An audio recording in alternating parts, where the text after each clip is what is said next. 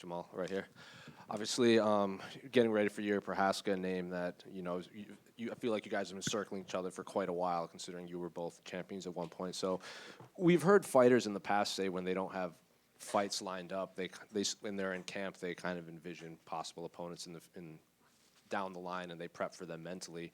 Is Jiri a guy that you had feels like you've been preparing for so long, ever since he had given up the belt and then you won the belt? Well, even before that, I wanted to fight him long before that. I asked for this fight. I believe the first time was maybe back in 2021 when he first got here. So I'd already had it in my mind, like, yep, this is a guy I start to kind of be aware of and be on the lookout for, and that's where we eventually might meet. What was it about him that made you want him to fight him so long ago? Was it the name as a former champion of the promotion? Was it his fighting style? What about him specifically did you want to fight back then? Well, I didn't really know who he was or know anything about his career before he got to the UFC. It was just a style. He came in, he burst on the scene in a very big way with a big knockout over a guy that's been here for a while, who I thought I might be on a collision course too. But then after that, it was like, okay, this guy's got a fun style. He's got an exciting style, and it'd be nice to share the cage with him. I believe we put on a good show. Have you seen him change at all since that performance? Because even when he fought Rakic after his post-fight press conference, he was saying, my coaches were yelling at me to keep my hands up, and I just wasn't. So, at least he's aware he does need to. He's just not. Have you seen him change at all from that first fight to now, or is he just still the same Jiri Prochazka you saw back then? The fight kind of ended pretty early, so his style and how he fights is pretty much the same. I mean, if it ain't broke, don't fix it, I guess, is kind of like the thing. Obviously, he's had the losses now, but before then he had like 25 plus knockouts at the time, so he's proven that his style is effective, and it can be effective against the best in the world. So I don't know. Before your last fight, obviously the story was you coming back from your Achilles or your injury, I should say. That's an injury that it takes a while to just get the bounce back in your step, like the explosion. So I guess do you feel like that step and that bounce is back now, as opposed to it seems like you kind of had to come back sooner than you wanted to against Alex? Yeah. I feel I'm in a much better spot as far as that injury goes. It's not something that I think about like then. Obviously with the Pereira, he's got those little calf kicks, so that's something that it was kind of on the mind. But now I feel fully healed, fully ready to go, and fully ready to unleash my entire arsenal with no pauses. And you've made it known, like you see some of the comments about you on social media, and you respond to some, but your fellow fighters seem to be backing you too. Michael Bisping said like he sees where you were coming from with that Alex situation in the PI. Like, why would you fight then when you can fight for money? Luke Rockhold seemed to say, I think you could actually get this done. And Islam and Umar both said they saw you at the PI quite often, and they were very impressed with what they saw. So they're also kind of picking you to win. So what's it like to see the fans say these one things, but the people that actually are around you and seeing you training, they know what you can do, and they're picking you to pull off this victory? Yeah, I mean, as far as everything, like for the stuff online, it's just people talking. I understand that, it's hard to watch other people do things that maybe you wish that you could do, or maybe that you would want to do, or maybe you don't have the courage to do, and then so you want to kind of spit out some venom and try to bring them down to a certain level of maybe where you are, or maybe you feel about yourself. So I just don't really focus on that. It's more the fact that the guys that are actually in here that take the same risk in me and do it, and they respect it and they understand what I'm putting into this. That means a lot more than any weirdo sitting in his mom's basement talking with Cheeto dust and shit. Just last one for me. Can I get your thoughts on the main and co-main of those in the top of the card? Yeah, I think those are phenomenal fights. I believe Islam is the pound for pound best fighter in the world right now. So anytime you get to see the best go at it like that, you put your glasses on, you get your pen and your notebook ready, and you take notes. You take notes, and you get to see how it's done. And he's up against a gamed opponent in Tsarukyan. I believe Arman's grappling is very, very high level, and I believe he brings in a very, very high level style. So I'm definitely gonna be tapped into that. And then in the co-main event, you got the new champ, Morab, which I love Morab, man. I love Morab. I hate that he has to fight Umar. Umar is also one of those guys that's exciting to fight. His striking style is exciting. It's explosive. He brings a well-rounded grappling game. And Morab's gas tank is just always impressive, bro. It's always impressive the pace that he keeps and how he just comes and brings it to fight. So I believe they're both amazing fights. Hey, Jamal, right here. I saw last night Adara Bierly, who I think was doing some cooking for you throughout the camp, say that you had cut 50 pounds through this camp. I guess, can you say, when did that start and what was the weight loss journey like through this training camp? It's been smooth. It's been smooth. I believe after an injury, I was about like I probably was about like 260. A couple times when I went to go try to test it out to go train. It wasn't really feeling. This was back like August, September. So I took some time and decided to just like kind of let it rest and let it heal up. And it was a good decision because I'm getting good results with that. And just the weight cut hasn't really been tough at all. Just I've had my girl Adair. She's been doing the meal prep. She's been talking with the great Ian Larios, and they've been coming up with the meal plans and everything like that. So I still eat really good food. It's phenomenal. She's a phenomenal cook, and yeah, it's been pretty easy, bro. It's just been work as usual. Yeah, that turkey leg looked very good that she made. Is that the heaviest you've been, even with the Achilles, or? Nah, I got heavy. I was a little bit heavier with the Achilles just because I was completely down and not able to do absolutely anything. I'm like, you could barely, like, whenever you tear your Achilles, bro, it's like, it's a tough one. That was definitely a tough one.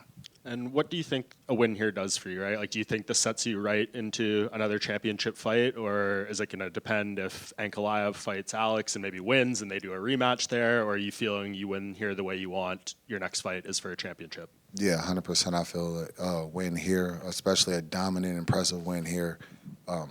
Next fight is title. Next fight is championship. I don't see why it wouldn't be. Ankalaev fought number 4, or something like that last, and then that just says title. So I'm fighting number 2 in the world. I don't see me going backwards from that. Jamal, people trying to criticize you for engaging with fans about the Pereira rematch and stuff like that, but realistically, what you're doing is creating a backstory for why people would want to see the rematch. Do you think people underestimate that you involving yourself in that is actually setting you up for a championship fight should you win on Saturday? Some people are stupid. Like, you know what I mean? You can't fix stupid. I mean, you can't. 1 + 1, it still equals 2 to me. But to some people, common sense ain't common. So it's 100%. That's what I feel. That's what I feel it is. That's what I feel it's done. I believe we come with both exciting styles to put on a performance and leave a lasting memory whenever we step in the cage. People liked it and loved the moment so much the last time. So why wouldn't you? You know what I mean? Want it again. Plus, yeah, I'm not making any excuses because I signed the contract. I came in. I felt ready to go, and I felt like I was good. But still, it's 9 months off of an Achilles injury. I'd like to see what I do now with where I'm at now. We talked about Jiri and like potentially, him maybe changing styles because he's had a couple of losses. But for you as a fighter, do you think, obviously he had success before that, but even just at his later stage of his career, it's almost a mistake to change styles because then he might be caught between the two and maybe try and revert to type in the thing. Do you think that once you settle into a certain style, at a certain point in your career, it's almost a mistake to try and change it? No, I believe you can always grow, you can always evolve as a fighter, and you can always be better. So, yeah, that's a good thing to see from any fighter if they're willing to go to the drawing board, be critical of themselves, and make those adjustments. I do it all the time. No, anybody can say whatever. There's nobody more critical of myself than me. I'm always critiquing my style. I'm always critiquing things. Even when sometimes my coach would be like, "Man, you looked really good." I'd be like, "Nah, bro, we gotta." I feel like it still needs to be another level. It needs to be better. And last one for me, I feel like with the fight with someone like Jiri, it's going to just be a bit of carnage in there. Are these the sort of ones that you think you can go in there and be like, whatever happens, this is going to be fun. 5 minutes, 10 minutes, 15 minutes, me and him are going to go in there and we're going to have a scrap and this is going to be a good time? Yeah, I mean, for me, It's like every fight, any fight I go in, I'm very, very blessed to be in the position that I'm in. I'm very, very blessed for my journey. And that's just what I focus on. The ups, the downs, the good, the bad. You got to take it all. You got to take it all as your journey because your journey is unique to you. And that's what makes it special, you know. And you can't say you're blessed and I'm lucky to be here or these things like that when when you stay down on the bad. You can't just be high on the high parts. You got to keep your head held high on the down times too. Hey, Jamal over here. On your left. Oh shit! I know, right?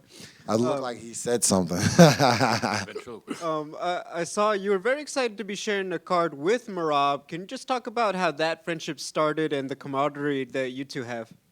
Yeah, I'm excited to be on the same card as Morba. That whole team, Morba, Aljo, Matt, Sarah, Ray Long, all those guys have always been awesome. Anytime I've ever been around or anytime we've ever interacted, when I tore my Achilles, I relocated out to Las Vegas to lean on the PI and the staff there to help me get back to form. And Morba was just he lives out there as well, and every time I see him, he's just always awesome, the most respectful guy. He invited me over to his house. He was doing a barbecue with him, some of his other guys from Georgia, and you know that I got to see like the Georgian culture and how they treat each other, how they speak, you know, and just like the love and things like that. And it was just from that moment, it was like, yeah, bro, this guy, I can never go against this guy. That's really cool. Final question. What was cooler, meeting the Clippers at the Intuit Dome or meeting Lenny Kravitz at the PI? Oh, that's tough. The Intuit Dome was dope, but Lenny Kravitz is a legend. You know, American woman. Yeah. You want to do this, Simon? Sure.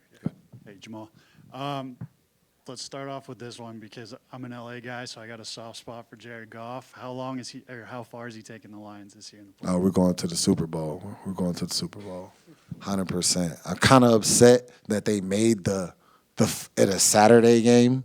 So so during the fights is gonna be the game. But I'm gonna be tapped in. I'm gonna be watching 100%. They always got my support. I watched every single game of the 0-16 season, so I don't see myself missing the game now. You know, but yeah, 100%, bro. Love everything that Jared Goff has been doing since we got him, and I'm glad that he shut a lot of haters up because they thought they were sending him to Detroit to die, and now he's thriving. And then I kind of want to go back to you made a comment about the weirdos eating Cheetos in their mom's basement collecting dust. Is there ever any weird interactions in person, like when you're out and like fighters, they go and they take pictures with fans and they interact with them? Is there ever a part of you that's like thinks in the back of your mind, like, man, is this guy that's asking me for a photo right now, is he one of these guys that talks trash, or are you all pretty cool with them? It could creep in. It could creep in there sometimes, you know, but for the most part, no. People are respectful to my face. Like, I've never had a fan come up to me and come with any of the type of energy that you see online, but that's why they do it online. You know, because they, like I said before, they just want to try to bring you down, insult you in the moment. But everybody knows, like man to man, like it's a reason why, like we're respectful to each other whenever we tell them we're cordial, because there's always that underlining of violence that, you know what I mean, that could happen. And even though it's a violent sport that we do and they love to talk about it, they're not about it. You know, so, and another thing that's like kind of crazy to me as far as that goes, so when sometimes, you know, I'd be laying in my bed chilling, and then, you know, I decide to troll back a little bit, you know. I throw my little pokes out there, my little jabs out there, and every time I do it, I find it interesting that the headlines, oh, Jamal loses it, he's spazzing out, oh, he's crazy, and it's like always like something's wrong with me. So I rarely say anything back, right? You guys do this all the time. So whenever I say something, if I troll, I got a mental issue. But you sit and do this all the time. What does that say about you? Jamal, back here. Good to talk to you again, representing Michigan. Detroit Yes, sir. Lions, I've been telling people for 30 years we're coming, and we're finally coming. So it's gonna happen. Can't wait to see that. So you mentioned your girlfriend Adair. I interviewed her, and she knows her MMA. Chopped it up with her, I think, in Spaces. What is it like having a girlfriend that really knows this sport? And does she give you some insight? Does she give you her opinions ever on strategy or training or anything like that? No, it's good. We more so talk about like dialogue about MMA and the things that we see as far as like advice and things like that. Again, she tells me what she tells me. Like I said, it's just like a dialogue. She tells me what she sees. She doesn't really like try to try to tell me what to do as far as that. She trusts that I'm good, that I'm going to do. She's really supportive. She's always there to just like kind of, what do you need? What do you need? She's asking me what I need and things like that. And then if she knows, she'll use her knowledge to kind of just preemptively handle things for me and things like that. So it's been great. It's been amazing, and I'm lucky. Very cool. Yeah, in fact, I've been trying to find a beautiful girl that loves MMA. I'm having no luck. I think I got to be a high-profile fighter like you. But I'm going to keep trying.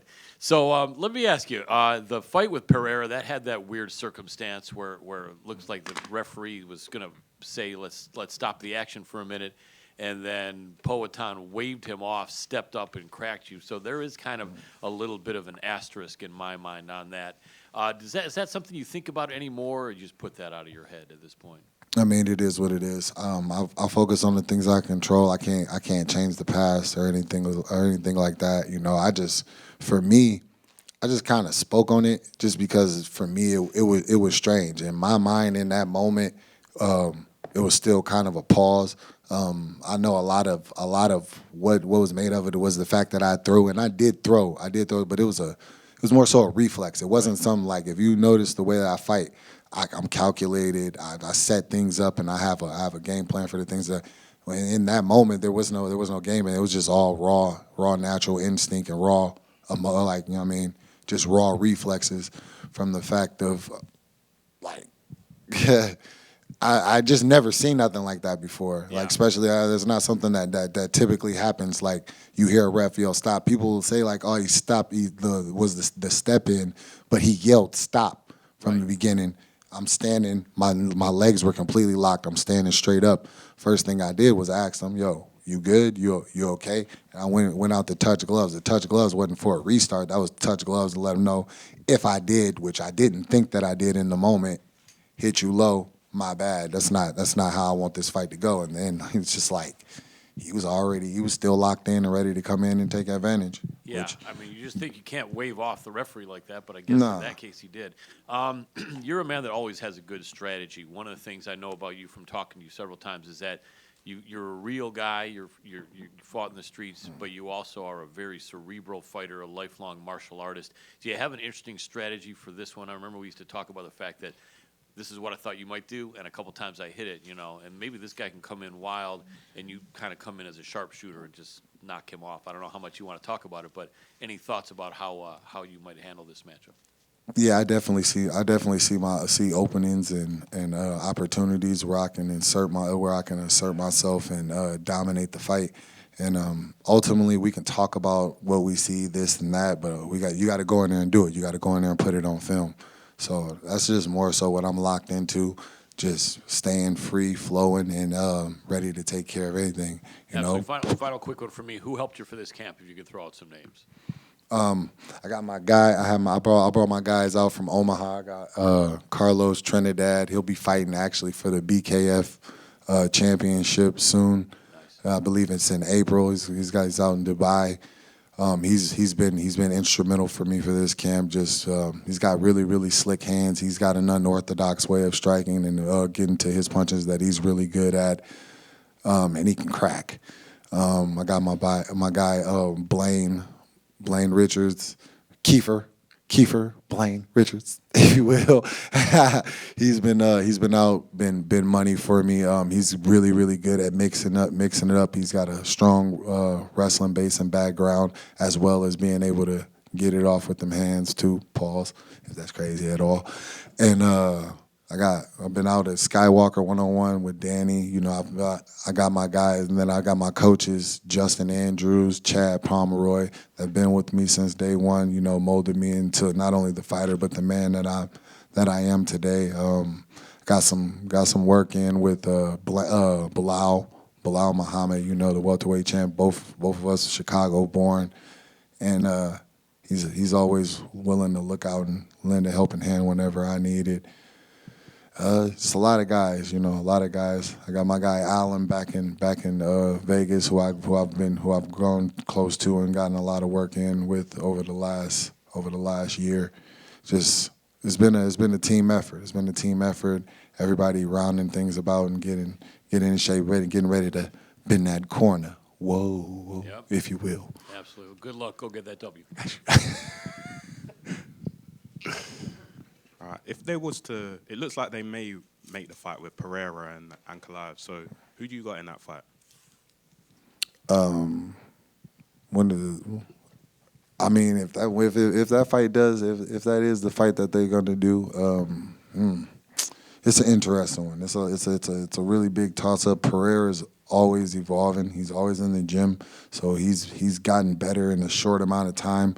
Because I believe that can be attributed to the fact that he kind of came into this game a little late, so he's still a little wide-eyed and still a little, you know what I mean? Still got that new sense of things. All right, cool. Excitement for learning new things and adding new things. Well, what can I add to my game to be effective here, and kind of things like that, as opposed to somebody that's been around for quite a while and kind of figured into their game. But Ankalaev is game. I don't like the motherfucker, but he's game. You know what I mean? He's got good striking. He's willing to mix in the wrestling and willing to put him in that whole little wheel of work to where he's just kind of just work between the strikes and the up and the down and things like that. So I believe it's a really, really good matchup.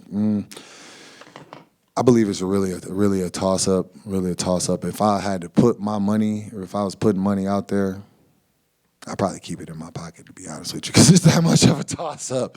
But Ankalaev's got some good tools that I believe that he can catch people saying, oh, if he stands up with him, like with the way that he strikes, you know, he don't really take a lot of chances, you know. So I believe there's a way that he can have success there. And then if Alex does try to press him, he can still wrestle him. So that's just kind of like the mix-up in there is going to be kind of like that versus how Alex is going to mix up his approach to striking and all those things with him.